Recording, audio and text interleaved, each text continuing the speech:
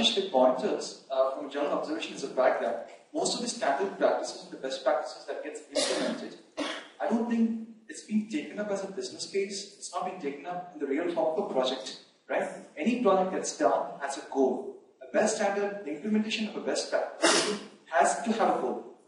And if the goal is to just achieve a certification or to just make a customer happy, that doesn't necessarily help you in deriving the quantified benefits that's going to come out of it. So I think my general observation is that one thing why the question came up from Paul is the fact that the debate could have been on the quantified benefits, which is very difficult, versus the cost of implementation, number one. Two, I think the general observation is that service organizations like ours in the IT industry are not actually doing a benefit quantification of the best practice. That's not happening, and that's why we actually don't have any published data. They're probably happy with having a certification. Second. Third is, going forward, it could be a worthwhile attempt. I'm sure many organizations are doing it, maybe it's not coming to our eyes, is to take it up as a project. Also, put a number to it, that they're doing this is going to cost us much.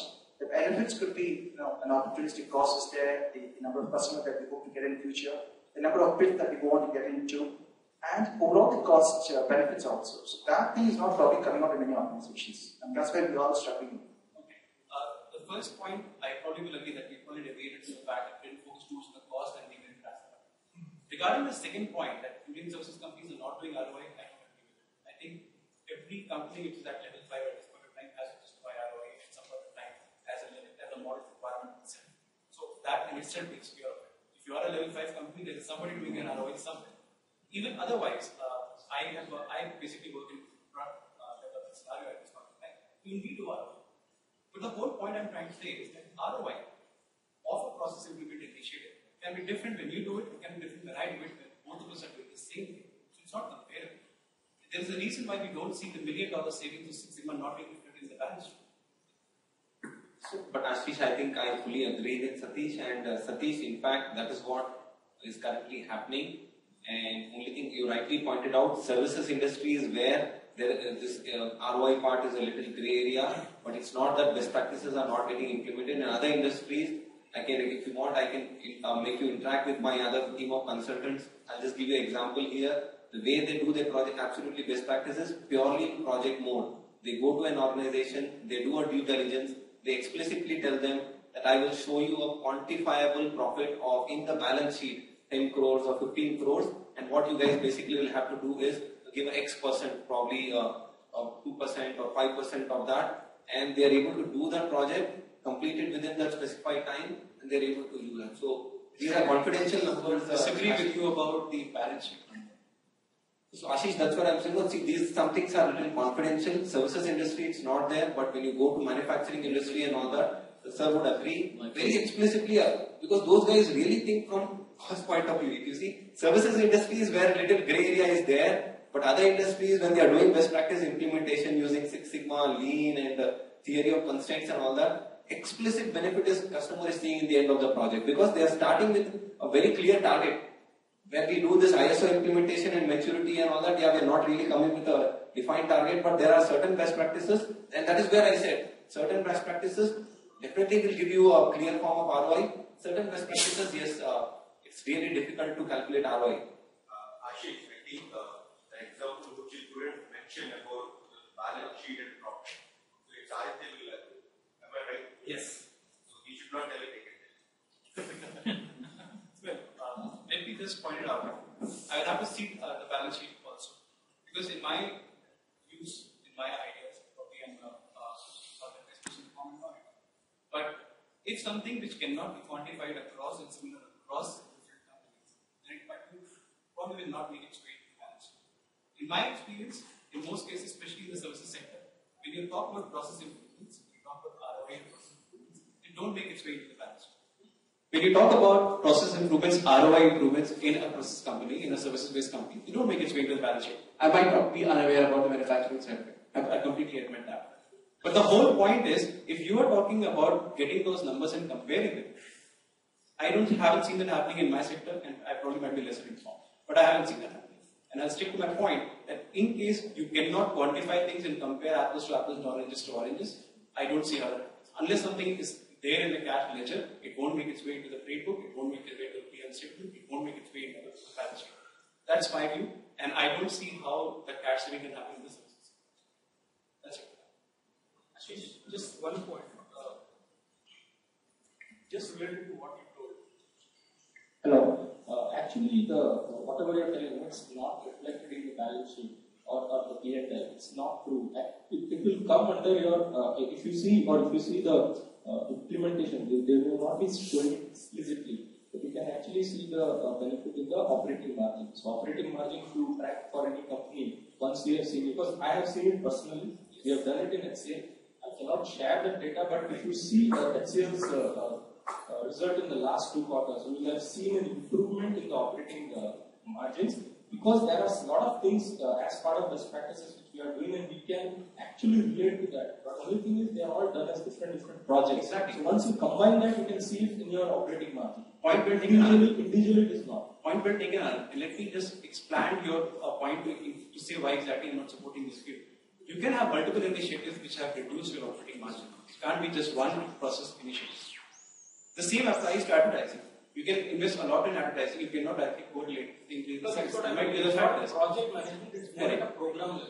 Correct. It might be a matter of chance also that your margin is lower or higher in a particular quarter.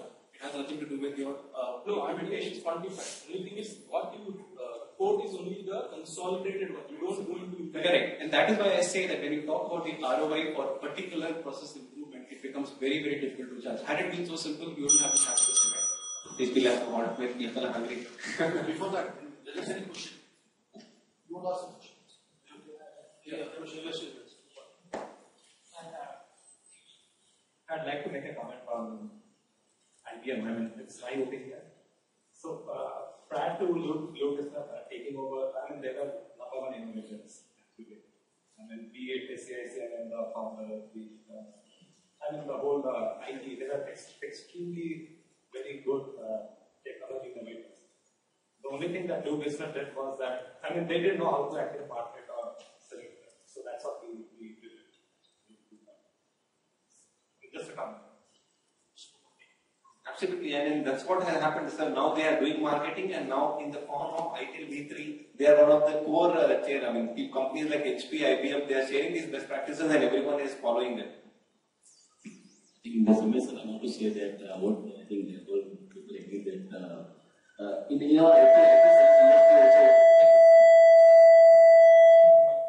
our IT service industry, and we do BPO and all, certain services we are not competent. So what we do, we outsource our services, somewhere in security or in terms of transport or in terms of canteen and all. So there is not our core competency. So we try to do, and those kind of things we are trying to benefit on this by not doing ourselves. So what I think everybody agrees, certain figures we cannot disclose, but then when the project is there in our software development, we write in the project closure, project successfully done. But what cost we all know, because we try. So the way we present the things to our district, we will get output with it. Yes, manufacturing, clear the references are there, you get the thing. ROI.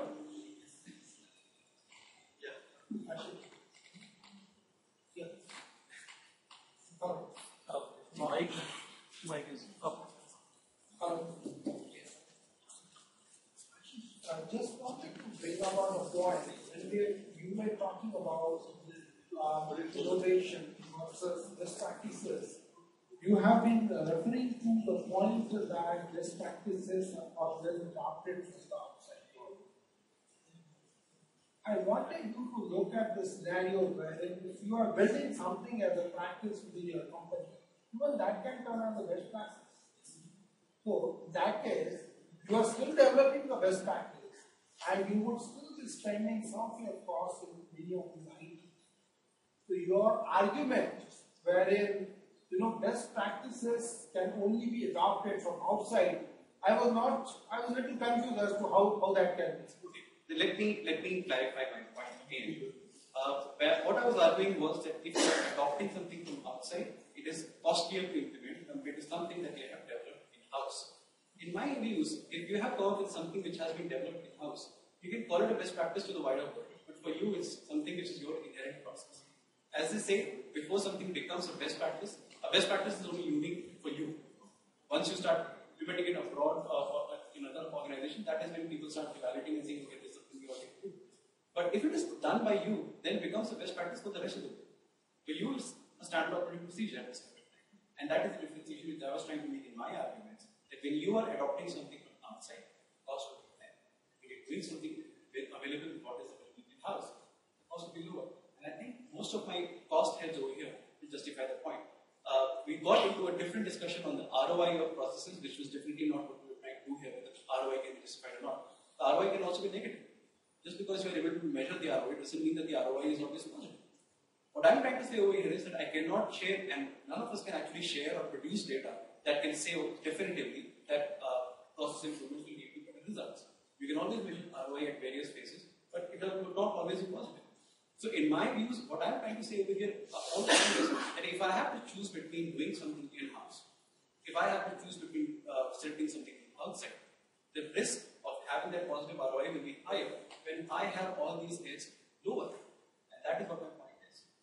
I don't think we want to get into a discussion about whether ROI is applicable or not, because all of us are working in the sector and we are dealing with ROI. All the senior managers ask for it.